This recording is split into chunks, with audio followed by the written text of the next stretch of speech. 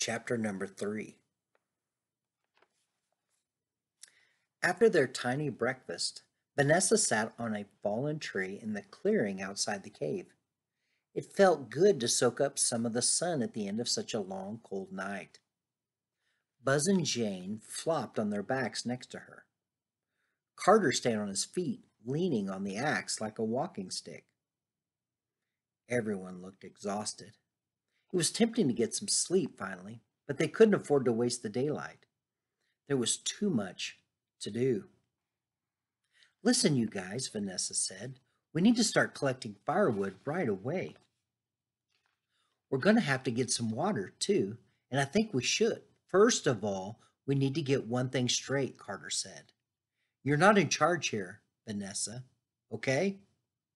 Vanessa glared back at him. Carter had been this way from the moment their parents had introduced the kids to one another. It was as if he was allergic to having anyone else tell him what to do. Don't be like that, Carter. We need to make a fire. We need to drink something. And we need to work together, she said. That's what I'm talking about, Carter answered. Work. I want to get busy. All you ever want to do is talk. I say two of us should go get water while the other two hike up to the lookout point, grab that signal flare, and bring it down here to make a fire. Now who's giving the orders? Vanessa asked. Besides, we need that flare to stay where it is. 3 days earlier, the four of them had assembled a pyre of kindling and wood to use a signal fire in case a plane or a ship passed by the island. It sat in the highest place that they could find, a rocky outcropping above their beach that Jane had named Lookout Point. In the middle of that pyre, they had left one of the flares from the Lucky Star. The flares were like small self-igniting torches, but they could be used only once. If anyone comes looking for us, we're going to have one chance to get rescued, Vanessa said. And nothing is more important than that. Except staying alive in the meantime, Carter countered. I was freezing last night, weren't you? I wish we'd taken more of those flares off the boat, Buzz said. There were at least 5 of them in the cockpit. Yeah, well, I'd wish we had taken a lot of things. But we didn't, did we? Carter asked impatiently. Vanessa watched Buzz to see what he'd say. Sometimes she wished that he'd stand up to Carter more. Besides being the same age, the two boys were nothing alike. Vanessa's right. If we can't start that signal fire quick when we need it, then it's not going to do us any good, Buzz said. But Carter wasn't buying it. Once we have a fire down here, we can use it to make a torch or something.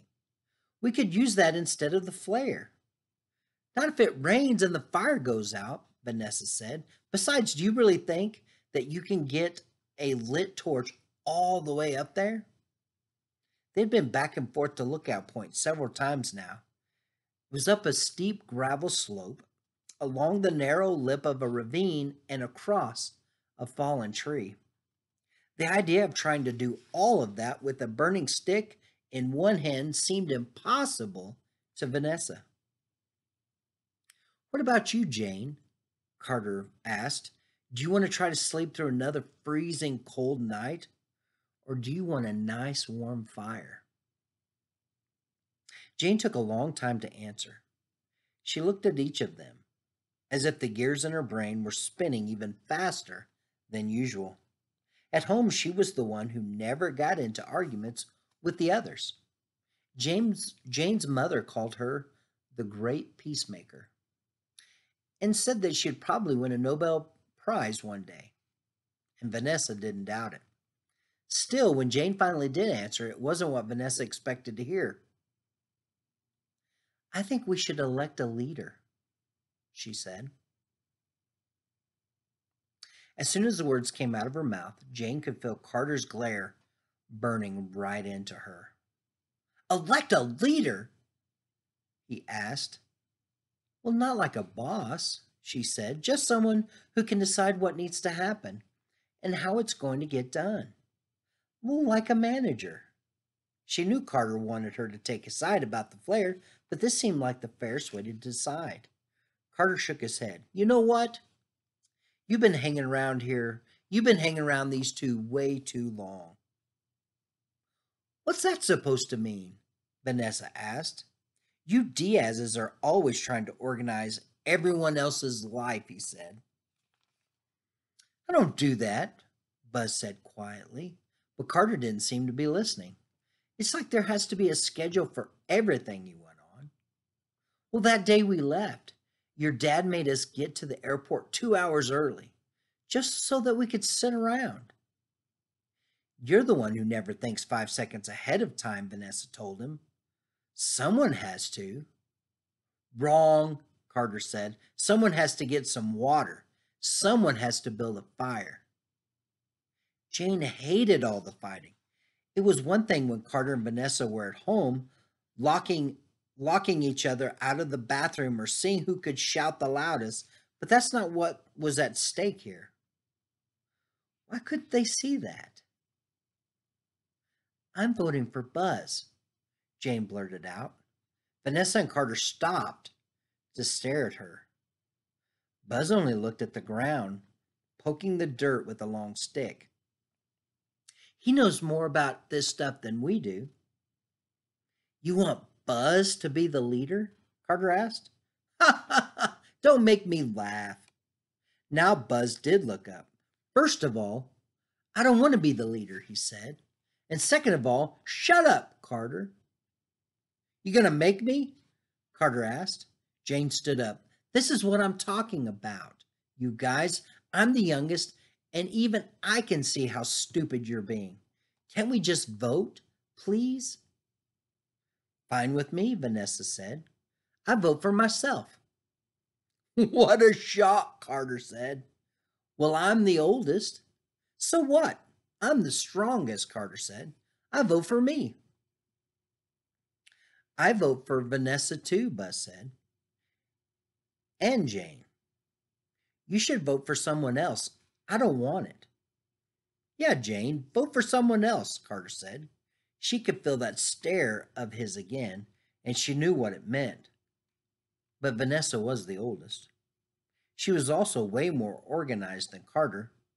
That was just a fact. Well, then, I vote for Vanessa, she said softly. What? I'm sorry, Carter.